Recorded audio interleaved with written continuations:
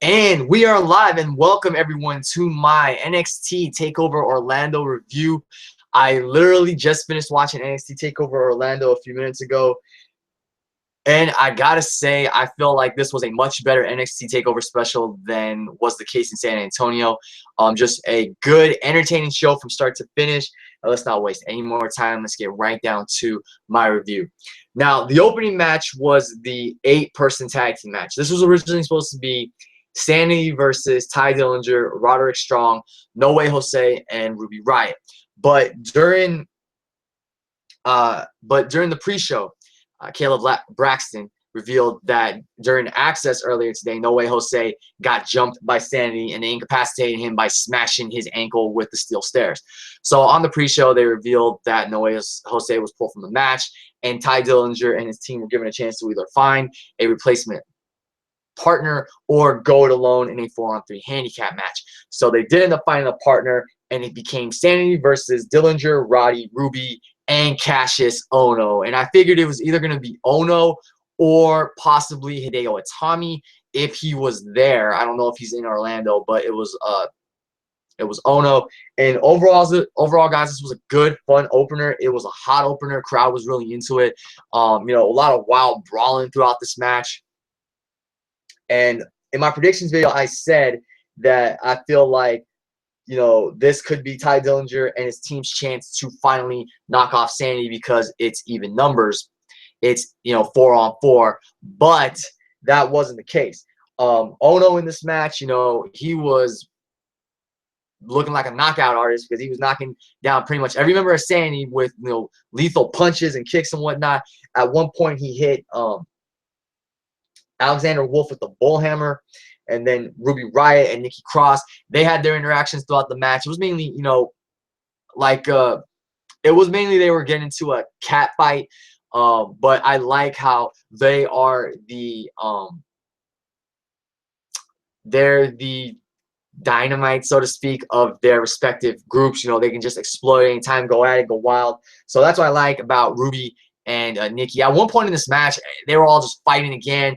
Everything was getting out of hand, and I was thinking, oh my God, what if this ends in another disqualification? Like, at this point, I want to see Sanity and Team Dillinger just duke it out in a no disqualification match. That'd be freaking insane, especially if it's like, imagine Nikki Cross versus Ruby Riot in a women's no disqualification match. That'd just be insane. But getting back to the match itself, at one point, you had Dillinger suicide through the middle rope onto, I believe,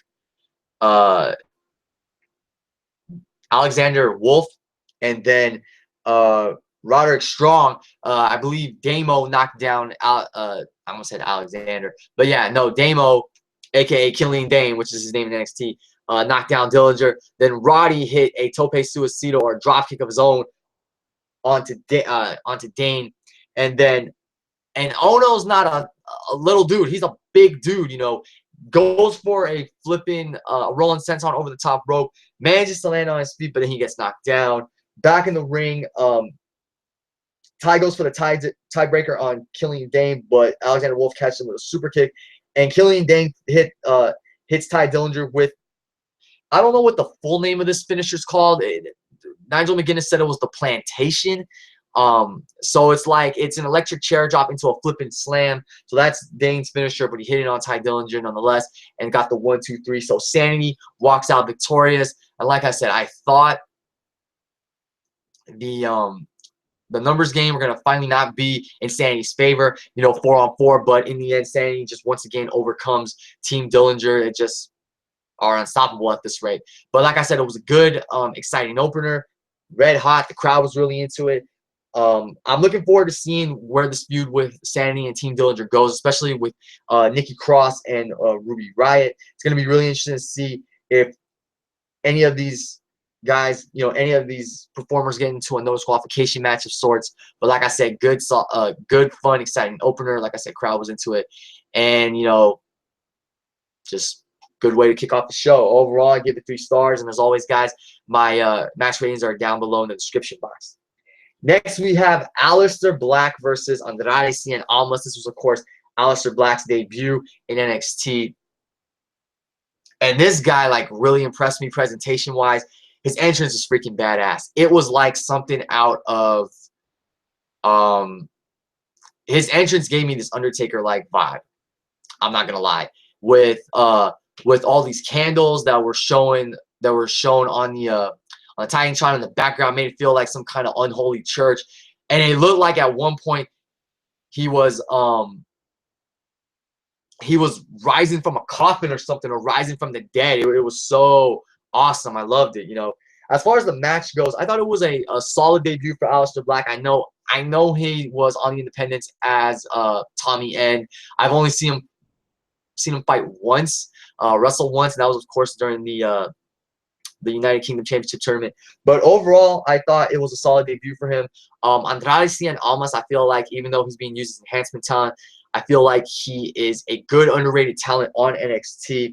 And he showed it here in this match. You know, early on, he showed some homage to his fellow, Mexican countryman, Alberto El Patron, Alberto Del Rio, by performing a cross arm breaker over the top rope. Aleister Black then rebounded with a Golden Star moonsault to the outside. Throughout the match, Almas was working on Black's arm. He kept going for the arm breaker. He went for an arm bar, and I like that. I like that kind of continuity in a match where, a wrestler will injure another wrestler's body part and they'll keep attacking it. Almas appeared to go for like a drop kick or a leg drop from the top rope, but Black caught him midair and hit him with a power bomb. Almas hit that nice cartwheel Pele kick, and in the end, Aleister Black hit the Black Mass on Andrade Cien Almas, which is this nice standing spinning wheel kick to knock Andrade out and pin him 1-2-3 for the victory. So, like I said, nice solid debut for Aleister Black. I look forward to seeing what NXT has in store for him. I think he can do big things. That entrance alone made him a badass, made him, just someone you want to see. I felt like it gave off this Undertaker vibe with everything. Just go back and watch the entrance and you'll see what I mean. But yeah, looking forward to seeing what he has to offer. I don't think this loss hurts Andrade at all. I do want to see them do some bigger things with him because, like I said, I think he's an underrated talent. I think he's good. But yeah, it was Aleister Black's debut. Like I predicted, he won because I don't recall anybody ever losing their NXT TakeOver debut. So good win for him, and looking forward to seeing what else he has in store for the future and what NXT has in store for him. Next up, guys, we have what I said in my predictions video was going to be the match of the night, and this hands down was the match of the night. It was the NXT Tag Team Championship Elimination match. Authors of Pain defending against #DIY and The Revival. Awesome match, guys. And like I said on Twitter, this match just goes to show why NXT has a superior tag team division. Before the start of each match, William Regal was in the ring. He presented the new championships because it was reported that new NXT championships were going to be revealed. So for this match, obviously they revealed the new NXT Tag Team Championships. I caught a quick glimpse of it when they were first revealed, but I just saw a picture of it. Online, and they are some very nice looking NXT Tag Team Championships. Let me see if I can maybe pull up the picture because we are live. But like I said, guys, this match was awesome, and it just goes to show why NXT has the superior tag team division. The great thing about this match, you had the Authors of Pain. Obviously, they're the dominant, the monster heels. I and the Revival know that in order to guarantee there's new tag team champions, they have to knock off the most dominant force in the match, the most dominant team, and that's Authors of Pain. So throughout the match, you have AOP being double teamed by DIY and the Revival, and I loved it. Early on, though, DIY and the Revival, you could see they still didn't like each other. They had disdain for each other. At one point, I believe it was Gargano or it was Ciampa. One of them were in the ring with one member of the Authors of Pain. They were trying to make a tag to the Revival, and the Revival wanted nothing. No part of it. They wanted nothing. They wanted nothing to do with AOP. And then when one member of the Revival got into the match, I'm sorry, I can't remember exactly which one it was. Then this DIY did the same thing. They stepped away. They didn't want a part of AOP. But afterwards, this match, AOP showed how dominant they were. They caught Johnny Gargano in mid-air as he went for a tope suicido. And they threw him not only into Tommaso Ciampa as Ciampa was trying to hit a tope suicido of his own, but then they threw him into Dash Wilder, and that was just crazy. From there, Ciampa got a hot tag, and he's hitting, you know, both members of AOP with the strikes and whatnot. He hit Akam with a nice snap German suplex. And then in the beginning of the match, it was, like I said, it was AOP against DIY and the Revival. DIY and the Revival, unlikely alliance, but they were teaming up to try to get rid of, you know, Authors of Pain as quickly as they could. And Gargano and Ciampa set up a table on the outside. So Gargano was on the outside. Ciampa goes for a sunset flip powerbomb onto Rezar from the apron. Gargano gets involved. Then the Revival get involved. And together they all manage to powerbomb Rezar through the table. And then Revival make a blind tag. And here's where it got really, really cool. And I forget who they hit this on. I think it was Rezar. Or no, I think it might have been Akam. But Revival make a blind tag. Dawson and Gargano manage to lock in this combination reverse leg lock and crossface. And then you have Wilder and Ciampa. They're neutralizing Rezar. So Akam is the one in the submission hold. Rezar is the one on the outside because he was the one that got powerbombed. And they're trying to neutralize Rezar from breaking up the submission. But Rezar just manages to power out like a freaking monster, and he breaks up the hold. And again, like I said, guys, I loved it. That was great storytelling right there. DIY and Revival, they don't like each other, but they realize if they're going to win the tag team championships, they need to knock off AOP first. So if they got to put their differences aside to beat these guys, that's what they're going to do. So that's what they were doing. And then this was awesome. This was one of the best sequences in the match. Dawson and Gargano are across the ring from each other with one member of AOP. And I'm sorry, again, I don't remember who it was. They hit the DIY finisher, that running knee and super kick on that member of AOP. Ciampa and Wilder hit the Shatter Machine on the other member of AOP, and yet they still couldn't keep down the Authors of Pain. And I remember this moment. I do remember it was Akam who was in that crossface and reverse leg lock, because after they took Rezar out, Akam's in the middle. DIY and the Revival are surrounding him. It's a crazy holy shit moment. And, you know, Akam, like a badass, refuses to back down. He goes and fights all four guys. But then again, the numbers of DIY and the Revival managed to overcome AOP for the time. Then Wilder and Gargano hit a double tope suicido through the top rope to AOP. And then Dawson and Ciampa end up fighting for a little bit. And Dawson hits this crazy as hell superplex from the top rope to the outside onto everyone else. It was a true holy shit moment. But then back in the ring, here's where AOP took over. And here's where I was really shocked at this result. So Rezar makes a blind tag. He clotheslined Scott Dawson. And then he and Akam hit the last chapter on Ciampa and eliminate #DIY. I was shocked because I did not expect #DIY to get eliminated. But that was just shocking. AOP eliminated #DIY first, because I for sure thought it was going to be the Revival who got eliminated first, because I really didn't see them winning the NXT Tag Team Championships for a third time.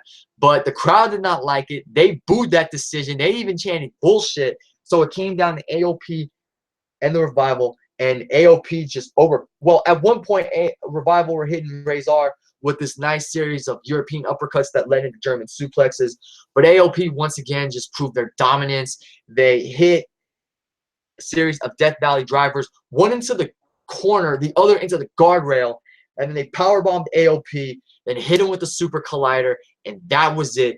AOP retains the NXT Tag Team Championships, which I'm going to show you guys right now because I just got the image.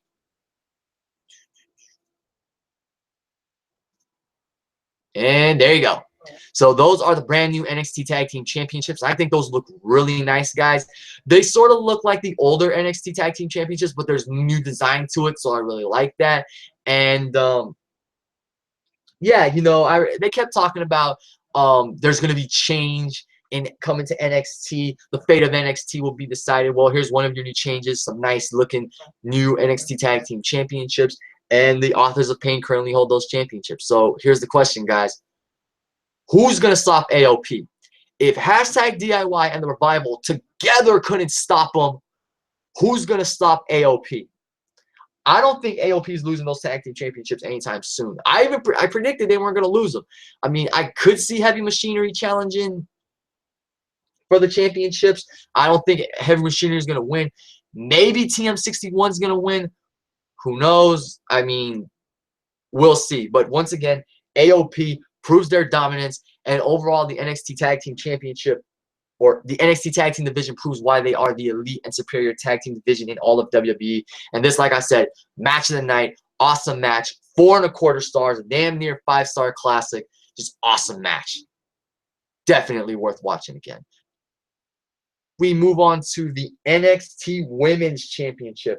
Asuka defending against Ember Moon, the two proud, undefeated female warriors going at it. There could only be one leaving as NXT champion and one still leaving with their O intact while the other one's O had to go. And now I'm trying to see if I can bring up a picture of the new NXT Women's Championship just to show some of you that may not have seen it what it looks like. But as far as this match goes, this was a hell of a match. This felt like a strong style type of match. It was a hard-hitting match. These two women just took it to one another. You know, Asuka, for the most part, met her match in Ember Moon. Ember Moon did not back down, and these two went at it. Early on, they were feeling each other out. They were trying to outsmart one another, out-wrestle one another. And then Asuka took things over when she knocked Ember Moon off the guardrail with a hip attack. Ember then countered the Asuka lock. Excuse me. Asuka landed her, her natural strikes, then went for the Asuka lock, but Ember managed to counter and then viciously knocked Asuka out of the ring with a wicked forearm, and then hit a nice springboard crossbody to the outside. Back in the ring, they mixed it up. Asuka hit a Shining Wizard after Ember Moon missed a attempted Eclipse. Ember Moon then actually got trapped into the Asuka lock, and she almost passed out, but she managed to use her strength to counter and fall back and force Asuka to break the hold. Asuka missed another hip attack and her out with this wicked super kick. I mean, Asuka took some wicked blows in this match. Both women took wicked blows. It was just a hell of a match. It felt like it was a strong style type of women's wrestling match. Ember hit her nice cartwheel clothesline in the turnbuckle, but then Asuka managed to counter one of Ember's attempted springboard moves, and she hit a German suplex. Ember then hit an exploder, and then we get to the finish, guys. And this finish right here, I didn't see coming, but man, I just marked out for this. So Ember Moon goes for the Eclipse. Asuka is in prime position for the move. And what happens? Asuka, in a desperate move, shoves the referee into the ropes, knocks Ember Moon off the ropes, and then lays her out with a roundhouse kick. 1, 2, 3. Asuka retains the NXT Women's Championship, albeit via controversial circumstances. She used a heelish tactic, which I think was great because you could see Ember Moon was closing in on the NXT Women's Championship. This was the closest Asuka had ever come to losing since, arriving on NXT. And she resorted to a dirty tactic to beat Ember Moon. So Ember Moon lost her O, but it was albeit via controversial tactics. I couldn't believe what I saw. I loved it. Asuka did whatever she had to do to ensure she retains the championship. That further adds some heel heat to Asuka because obviously she was turning heel in recent weeks. And this, I think, just solidified her heel turn, having to resort because she never used heel tactics at all to beat her opponents other than tonight. This was great. What's the word? It warrants a rematch because Ember Moon came so close, and she's going to want to get back at Asuka. She wants redemption, retribution. This warrants a rematch. I'm so for it. But then I started thinking, guys, What if Asuka doesn't lose the NXT Women's Championship? Because I thought she was going to lose the championship tonight to Ember Moon. But what if she doesn't? What if she just remains undefeated? What if she remains undefeated and then goes up to the main roster having never lost the NXT Women's Championship? It could happen. I mean, Ember Moon didn't do it, but it was controversial. You know, Asuka had to cheat. But what if in the rematch, Asuka just ends up beating Ember Moon again? No controversy, no screwy finish. What if there's no one left to dethrone her? I don't know, but that's what I love about NXT. It's crazy. I mean, I didn't see this coming. I didn't see Asuka retaining. That was one. I didn't see her retaining via controversial finish with a dirty tactic like that. I mean, I love it. It was something different. It was something unique. It was something fresh. It was great. And like I said, this is going to warrant a rematch because Ember Moon pretty much is entitled to a rematch because of how Asuka had to just cheat to win. So I'm interested in seeing where things go from here with these two. And I'm interested in seeing what Asuka's going to do as a heel. Because I think Asuka, so far, even though she's not officially heel until tonight, I think she's been doing some great stuff teasing the heel turn. But as a heel, I think she's going to be even better. But kudos to both women. Hell of a wrestling match. It was like a fight. It had that big fight feel to it. Ember Moon coming out instead of with fiery eye lenses, she had these icy blue lenses. That was great. Something like out of Mortal Kombat. I loved it. It had a big fight feel. You knew this was something special. And even though a lot of us thought Asuka was going to lose, it wasn't really predictable because this was a legit challenge for Asuka, Ember Moon. Ember Moon wasn't going to back down. Ember Moon was looking to eclipse Asuka's son. But in the end, Asuka remains undefeated and retains the NXT Women's Championship. So I'm looking forward to seeing what happens when these two meet in the rematch. I'm looking forward to seeing what happens with heel Asuka. But great stuff from the women. Great Women's Championship match. No shame in Ember Moon for losing because she lost, albeit controversial fashion, like I said. But this was great stuff. And Ember Moon knows she had Asuka's number. So it's going to be really interesting to see how things play out from here when they have their event, their inevitable rematch. And finally, guys, we move on to the main event. Bobby Roode, the NXT champion, defending his title against Shinsuke Nakamura. First off, guys, I want to show you. There you go, the new NXT Women's Championship. Sort of looks a little like the X Division Championship, but nice look to it. A little bigger than the original NXT Women's Championship. And as far as the NXT Championship is concerned, well, I'm not really going to show you a picture of it because just picture this belt, more gold, with more gold. The NXT Championship is basically the new NXT Women's Championship, but obviously it doesn't say Women's Championship on it. And it also, it has more gold to it. So I'm a little disappointed that it's not a different looking belt. I mean, everybody loved that original NXT belt with the big X in the center. But this basically is what the new NXT Championship looks like. It's basically the NXT Women's Championship, just bigger. There's no women's at the title of it, or there's no women's title plate at the top.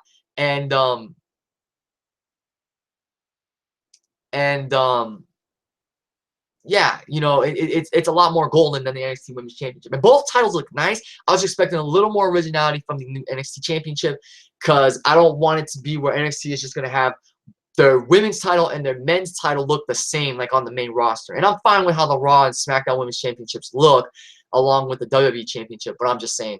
But anyway, before we get to the match, there's one thing I need to mention. Before the main event, sitting front row at TakeOver Orlando was Drew Galloway. Yes, Drew McIntyre himself was sitting front row at NXT TakeOver Orlando. And this has to pretty much mean he's coming to NXT or he's coming back to the WWE because he left TNA and now he's a free agent. And it looks like he's going to be in NXT.